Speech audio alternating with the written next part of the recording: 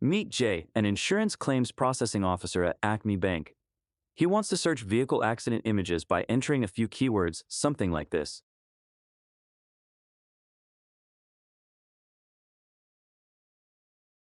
In this demo, we'll build a multimodal search pipeline to help Jay do exactly that. Next, the images are ingested into the search pipeline and vectorized.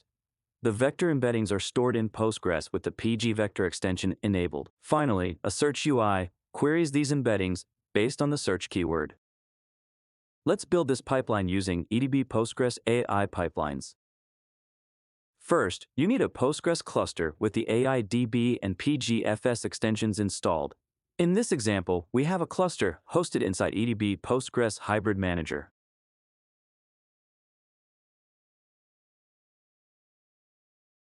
Next, connect to Postgres using a tool like pgadmin and write SQL queries to build the pipeline.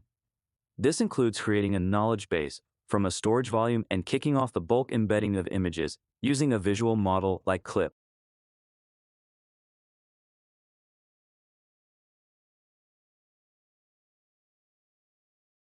Once the embedding is complete, we're ready for inferencing.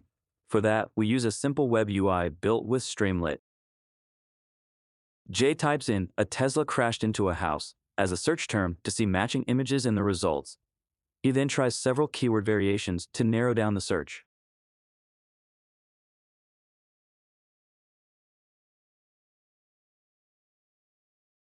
Under the hood, the web UI inferences the knowledge base we created.